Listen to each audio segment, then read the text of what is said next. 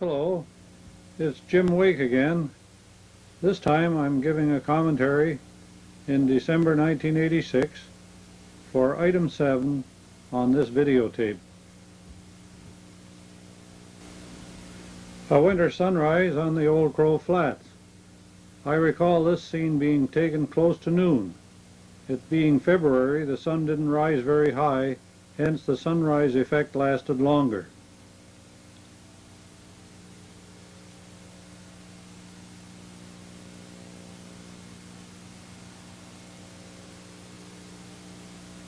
Scene of our camp of the night before. We didn't break camp until late that morning in order that I could get the sunrise and following scenes when the sun was right. Constable Wake breaking trail on snowshoes.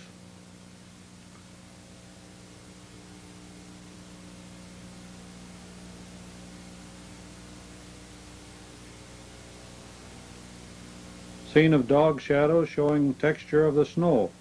I had noticed these shadows in February 1946 and was determined to capture them on film the following year. One would think such a picture could be taken any sunny winter's day, but that was not the way I found conditions. This was Fred Johnson, who traveled with me as trail assistant on this trip, and this was our camp on Schaefer Lake at minus 50 degrees below Fahrenheit. Here Fred is getting some snow crystals to melt for water.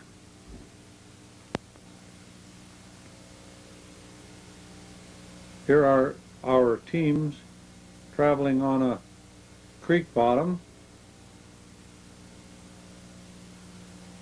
winding mostly through willows and alders, showing concentration of wind-blown snow and heavy hoarfrost. Trappers use such creeks for setting traps for mink. The colors in these particular scenes are about as natural as I remember them.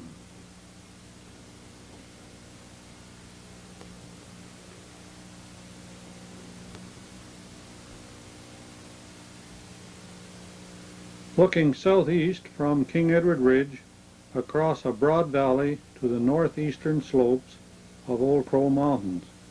The Richardson Mountains at the Northwest Territories Yukon boundary, some 80 or 90 miles to the east, can be seen in the distance, while the Old Crow River winds in the valley below.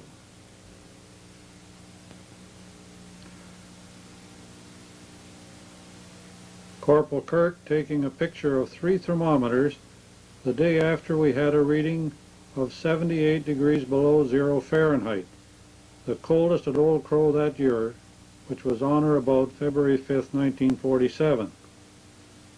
We borrowed 2 of the thermometers from neighbors in order to show the comparative readings in this shot.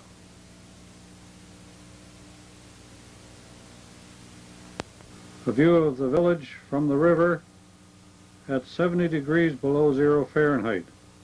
At that temperature and below, a fog enveloped the community only.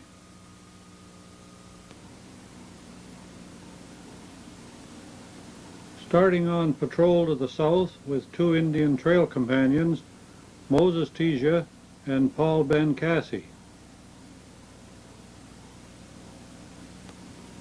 I was standing on the back of my toboggan while taking this picture.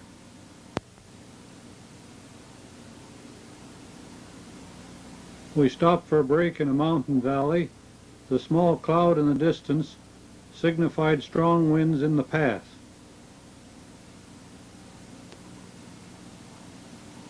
We had met John and Martha Kendi on their way back to the village.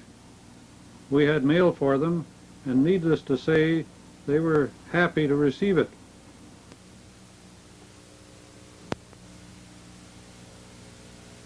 From left to right, you see Martha, John, Paul Ben, and Moses.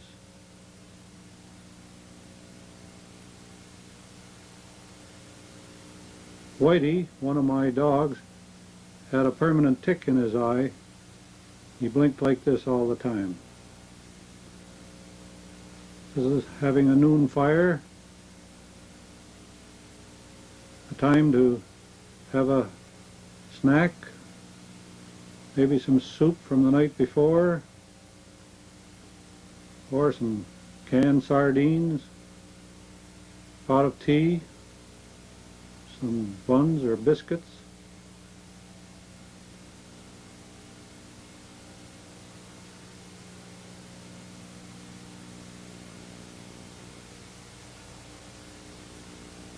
Looks like I'm having the sardines.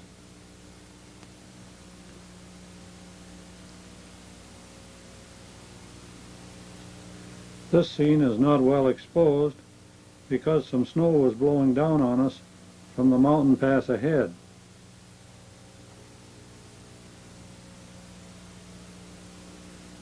Here we are starting the last long climb up the steep pass. By the time we arrived here, the storm had blown off temporarily.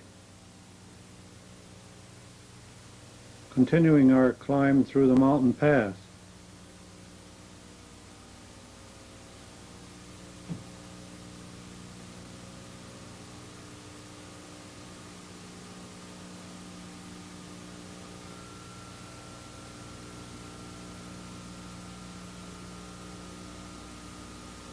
A long-ranging view to the north from near the top of the pass.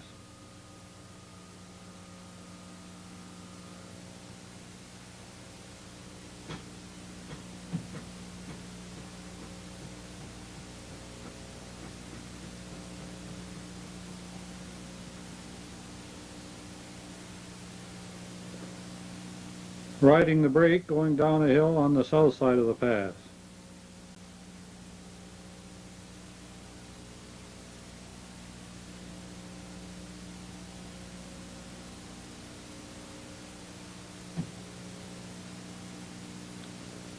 Dog teams following a trail south of the pass.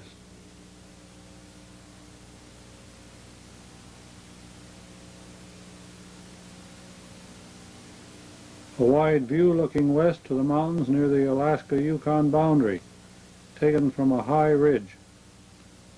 I believe it was on this ridge, on an earlier occasion, that I helped a group of near-starving Indians hunt all day for caribou, the temperature hovering around 65 degrees below 0 Fahrenheit.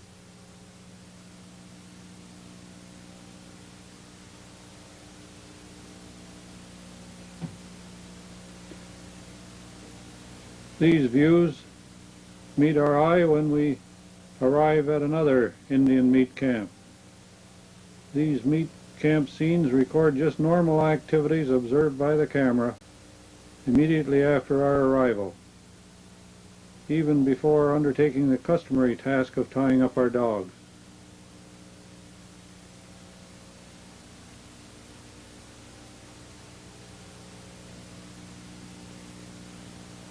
Robert Bruce chopping wood. Moses Teja had just hooked in the tent. Ellen Bruce cracking caribou bones. At first she didn't want me to take her picture for fear she would never stop cracking bones. However, she relented and let me get this shot. Here are 4 teams traveling on a frozen slough. Such scenes where the sun casts long shadows always intrigue me.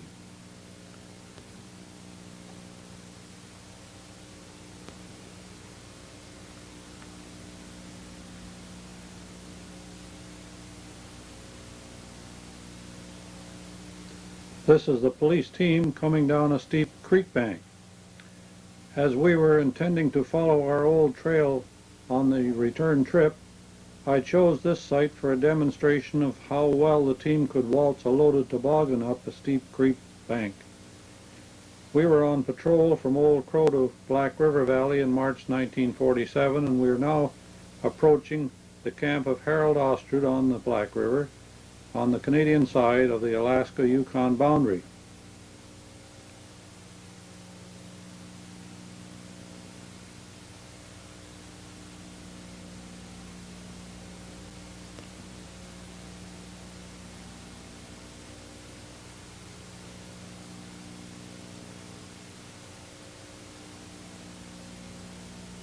Harold and Mrs. Ostrud greet us at the front door, and young Harold Jr.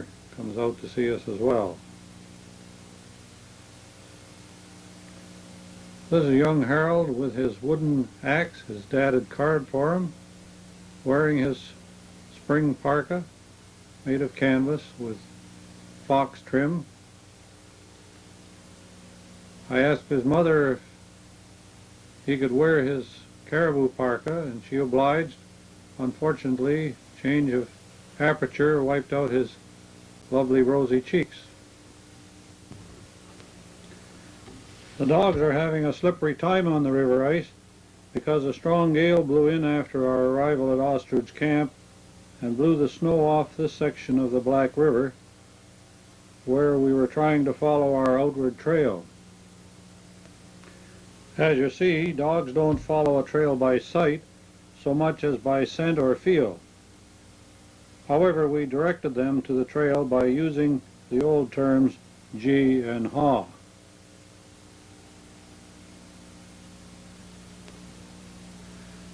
Now we are leaving the Black River Valley and heading up to the Bluefish Lakes, which are nestled in the mountains you see in the background.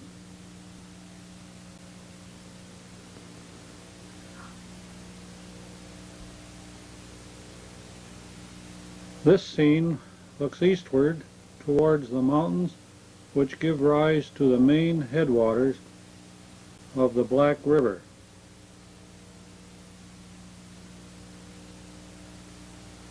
While this scene looks back across and down the Black River Valley where we had been. We had not been able to follow our outward trail all the way along the river because much of it had overflowed in the time interval, thus making it too treacherous for travel by dog team. The wheel dog is having a real tough time there. Now we have reached the Bluefish Lakes and the dogs are having a rest after a very strenuous morning. Water from the Bluefish Lakes flows both north to the Porcupine and south to the Black River, a major tributary of the Porcupine.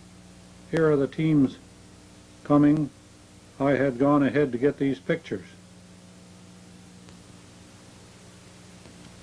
Here's my team: Sandy, Whitey, Towser, Blackie, King, and Prince the wheel dog.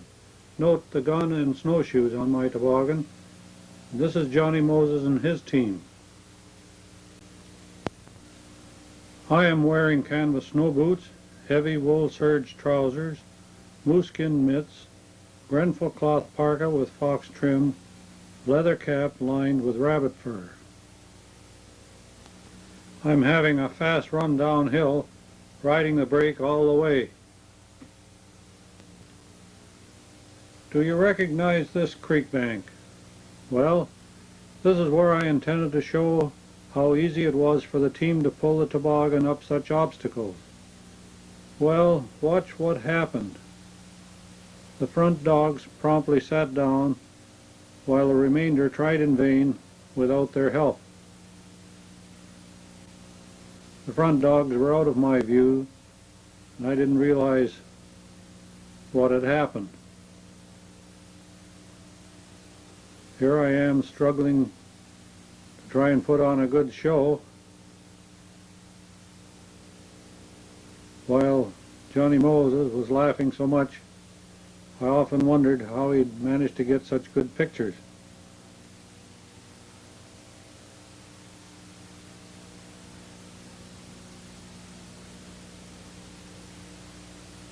Later I had to get up and give them a hand,